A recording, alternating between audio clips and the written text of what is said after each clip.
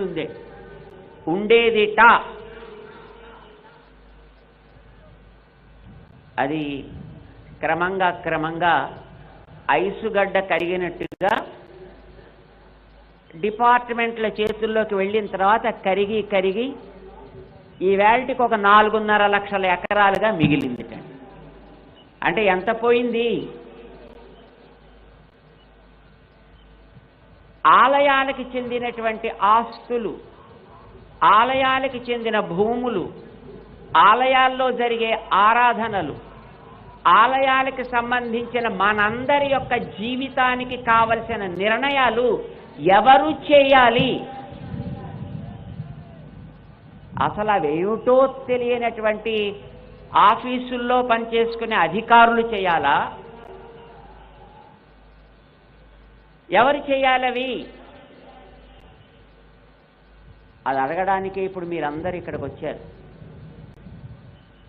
అది ఎవరిని అడగాలో మీ అందరికీ తెలియాలనే మన విశ్వ హిందూ పరిషత్ ఇక్కడ ఇంతమందిని సమావేశపరిచి ఇంతమంది పెద్దలని ఇక్కడికి తీసుకొచ్చి మీ అందరి ముందర ఇక్కడ కూర్చోపెట్టింది. మన రాష్ట్రంలో అన్ని మూలల నుంచి మిమ్మల్ని అందరినీ ఇక్కడికి తీసుకొచ్చిన కారణం ఎవరిని మనం అడగాలి, దాన్ని ఎవరి ద్వారా నడపాలి అనేది మీకు తెలియచేయడం కోసం. ఆలయాల్లో పూజ జరగాలంటే 5 నిమిషాలు చేయండి, అరగంట చెయ్యండి అని ఎవరు చెప్పాలి?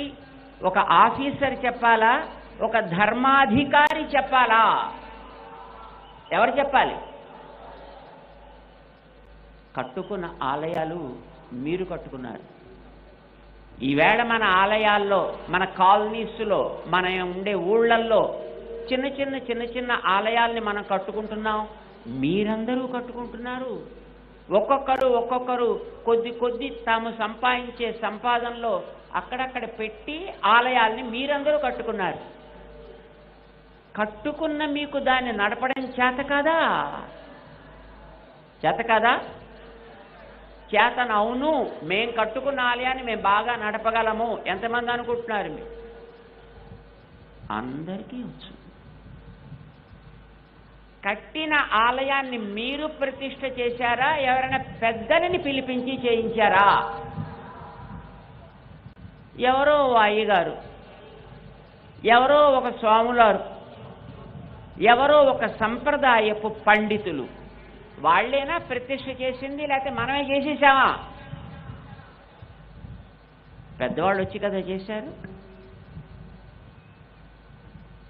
ఆలయంలో జరిగే ఏ సేవైనా, ఆలయానికి చెందిన ఆస్తులైనా, ఆలయానికి చెందిన ఆరాధనాది వ్యవస్థ అయినా ఎవరు ఆయా ఆలయాలకి ప్రతిష్ఠాదులు జరిపి అక్కడ జరగవలసిన కార్యాలు ఇవి అని ఒక నిర్ణయం చేశారో దానికి సంబంధించిన ఏ నియమ నిర్ణయాలైనా వాళ్ళ చెప్పు చేతల్లో ఉండాలే తప్ప ఆఫీసర్స్ చేతిలో ఉండకూడదు.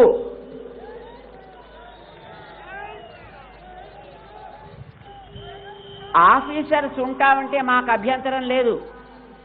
కానీ ఆ ప్రతిష్ఠాదులు చేసినటువంటి పెద్దలు ఎవరున్నారో వాళ్ళ ఆదేశానికి విరుద్ధం కాని రీతిలో వాళ్ళు వాటిని నిర్వహించగలిగేట్టుగా అయితే వాళ్ళు ఉండాలి. లేకపోతే వాళ్ళు అక్కడ ఉండాల్సిన అవసరం లేదు. అంగీకరిద్దామా? దానికి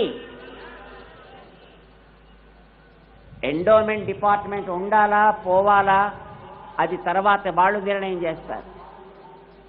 కానీ ఇప్పుడు మనం కోరేది ఒకటే, ఏ ఆలయమైనా, అది చిన్న ఆలయమైనా, తిరుపతి లాంటి పెద్ద ఆలయమైనా, సింహాచలం లాంటి ఆలయమైనా, దుర్గా అమ్మవారి ఆలయం లాంటిదైనా, వేములవాడ లాంటి ఆలయమైనా, ఏ ఆలయమైనా కానివ్వండి, ఆ ఆలయపు విధానం, ఆలయపు సంప్రదాయం, ఆలయపు పద్ధతి, అక్కడ ఆచారం, అక్కడ కట్టుబాట్లు వాళ్ళు చెబితే మనం అందరం వాటిని పాటిస్తున్నాం. ఇలా జరగాలి అని వారు నిర్ణయం చేస్తే మనం అందరం మన ఆఫీసులనో, ఉద్యోగాలనో, వ్యాపారాలనో పక్కన పెట్టి అందులో సేవలు అందిస్తున్నాం. కుర్రవాళ్ళంతా అందులో ఎన్నెన్నో రకరకాలైనటువంటి ఉత్సవాలు చేస్తున్నారు. పెద్దలు చేసిన నిర్ణయానికి కట్టుబడి సమాజం అంతా దాంట్లో కట్టుబడి ఉండేటప్పుడు దానిని సక్రమంగా నిర్వహించడానికోసమనే ఉండేటటువంటి ఆ ఎండోమెంట్ డిపార్ట్మెంట్లో ఉండే అధికారులు వాళ్ళకి ఏది అవసరమో దాన్ని చేయడానికి వాళ్ళు ఉండాలే తప్ప వాళ్ళు చేసేదాన్ని ఇది చేయకండి, అది చేయకండి, ఇలా చేయకండి, అలా చేయకండి అని చెప్పడానికి వాళ్ళకి అధికారం ఉండదు, ఉండకూడదు. ఒప్పుకుందామా దీన్ని? మీ ఆలయంలో ఉత్సవం 5 రోజులు జరగాలి అంటే ఆ జరగడానికి అక్కడ ఉండేటటువంటి పద్ధతిని ఎట్లా వినియోగించాలో దాన్ని పెద్దలు నిర్ణయం చేస్తే వాళ్ళని ఎగ్జిక్యూట్ చేయమని చెప్పండి, అమలు పరచమని చెప్పండి. అది దాటి వాళ్ళు చేయాల్సిన అవసరం లేదు. 1817లో ప్రారంభమైంది అసలు యాక్ట్. 1840లో దానికి ఒక స్వరూపాన్ని కల్పించి ఒక మేనేజ్మెంట్ కమిటీస్ దీంట్లో పెట్టుకోవచ్చును పెట్టారు.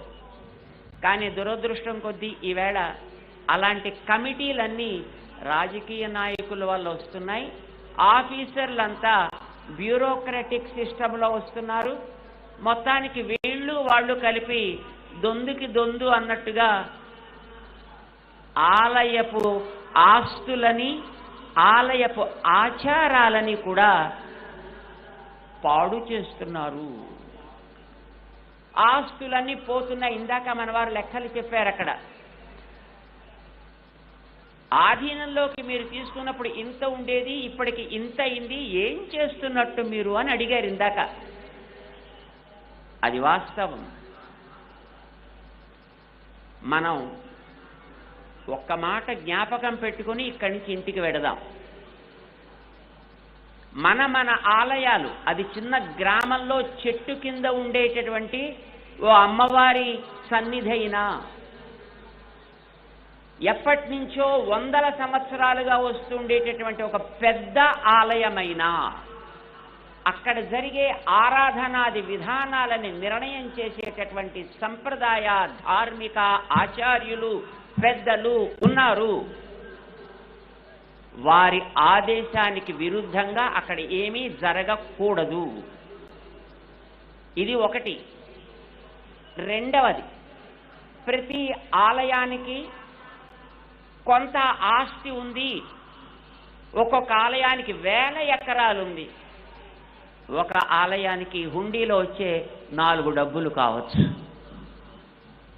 ఆ ఆస్తి ఈవేళ మనకి తరిగి కనిపిస్తోందంటే దాన్ని ఆక్రమించుకున్నటువంటి వాళ్ళు మధ్యలో ఎంతో మంది ఉన్నా 1996వ సంవత్సరంలో సుప్రీంకోర్టు ఒక నిర్ణయం చేసింది. ఆలయానికి చెందిన ఆస్తి ఎప్పుడు ఎక్కడ ఉన్నా, అది ఎన్ని చేతులు మారినా అది తిరిగి ఆలయానికే చెందించబడుతుంది. ఆక్రమించిన వాళ్ళందరినీ కూడా పక్కకి తొలగించడం జరుగుతుంది అనేది సుప్రీంకోర్టు నిర్ణయం చేసి ఇచ్చింది. అది అమలు జరిపించాల్సిన బాధ్యత మనందరికీ ఉంది. ఎందుకంటే ఆలయాల మీద ఆధారపడ్డ వాళ్ళ మనమే. అందుచేత మనం కోరేది ఆలయాల యొక్క ఆస్తులని ఎవరెవరు ఎక్కడెక్కడ ఎంతెంత ఆక్రమించుకున్నారో అవన్నీ మళ్ళీ తిరిగి ఆలయానికి వచ్చేట్టుగా చేయాలి. అడుగుదామా వద్దా? ఇది నెంబర్ 1.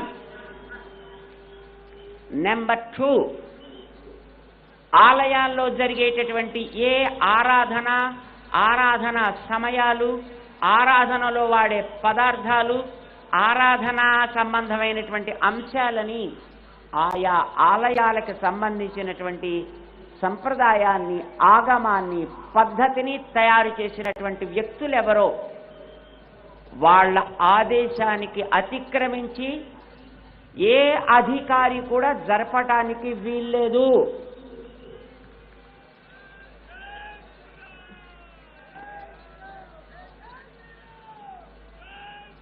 ఒక మాట చెప్తా, ఆలయాల్లో, తిరుపతి లాంటి ఆలయాల్లో అక్కడ ఉండేటటువంటి ఒక సభ్యుడో లేకపోతే చైర్మనో అధికారో పైసలు ఉన్న వాళ్ళ కోసం విఐపి దర్శనాలు పెట్టి పైసలు లేని వాళ్ళకి రోజుల తరబడి వెయిట్ చేసేట్టు చేస్తే ఆయన ఉండేటటువంటి కాలంలో 4.5 లక్షల మందికి విఐపి దర్శనాలు ఇచ్చేట. 4.5 లక్షల మందికి. అలాగా డబ్బున్న వాళ్ళకి విఐపి దర్శనాలు దేవుడి దగ్గర ఉంటాయా? మిగతా మతాల్లో అయ్యా నీకు డబ్బులు ఇచ్చి నీకు కూడా ఇంపార్టెన్స్ ఇస్తాను రా అని వాళ్ళు తీసుకుపోతుంటే నీ దగ్గర విఐపి దర్శనాలని పెట్టి వాళ్ళకే ఇచ్చి మిగతా వాళ్ళకి అవకాశం లేకుండా చేస్తే వీళ్ళంతా ఇతర మతాల్లోకి పోక ఏం చేస్తారు?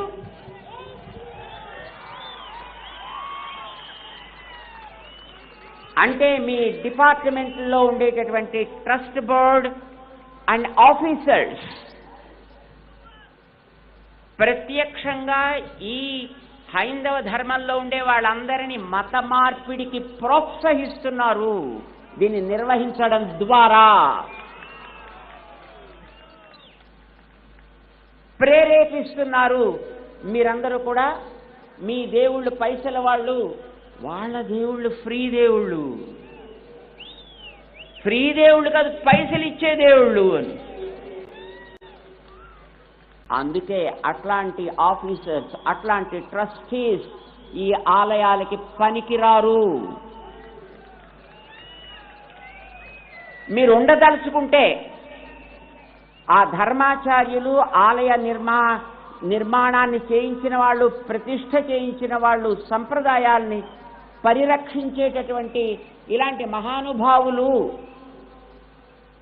ఏ నిర్ణయం చేస్తారో, దానికి వచ్చే పైస ఎట్లా వాడాలో, ఏ సమయాల్లో చేయాలో, ఎంత చేయాలో, వారు చేసినటువంటి నిర్ణయాలని అమలుపరచగలిగే మనస్సు ఉంటే, అమలుపరచగలిగే శ్రద్ధ ఉంటే